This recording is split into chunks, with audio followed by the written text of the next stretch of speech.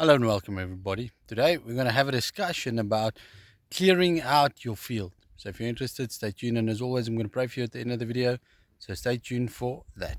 So to let me start off, in wildlife you want to manage your surroundings. You want to make sure that there's enough food for the animals. You want to make sure that there's water, all of those things that is practical and that uh, nature needs to function properly. Now, if we look at all of this area surrounding me, you can see the lovely clouds. The rain produces the water for the dams to be full.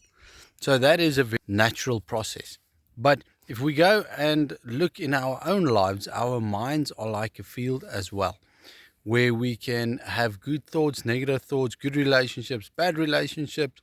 We can keep good accounts and bad accounts. So if you go through all of that and you think about a field that you need to maintain, if there's too much animals, it's going to overeat, overgraze the field, and then there's not going to be sufficient for the dry seasons. If you don't have enough, well, then your field is going to be overgrown. So it's constantly a battle that you want to maintain balance. In our minds, it is exactly the same thing. If we look at Song of Solomon 2 verse 15, it says, "Catch us the little foxes that destroys the vineyard, for the vineyard is in bloom." Now, if we identify the little foxes that destroy the vineyard in our mind, we can see sometimes it is keeping accounts on people and say, this one wronged me, that one wronged me, and you keep the grudge. You don't forgive the grudge. You remember people that hurt you in the past and you just can't forgive them. That destroys. That is not uplifting. It doesn't build up. And Yeshua said we need to forgive those who harm us in order so that our Heavenly Father can forgive us, if we go and look in Matthew 6. So when you read scriptures like that, what do? Well, you need to take account of what's going on in your field and make sure that everything is in order. If there's people that you need to forgive, if there's cause that you want to settle and it's a negative thing, you need to pray about it to get rid of it in order for your field not to be destroyed.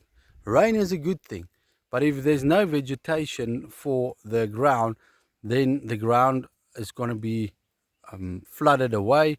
Erosion is going to start to take place. And that is a bad place to be because it destroys. That is the same in our lives of keeping accounts where we want to hurt or harm people. Father, I pray today that we'll have the power to forgive, that we'll have the courage to forgive, that we'll keep short tabs, Father, that we'll set people free.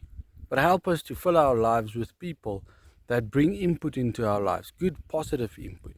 We welcome you in Ruach HaKodesh so that you can fill your temple again and again up until it overflows.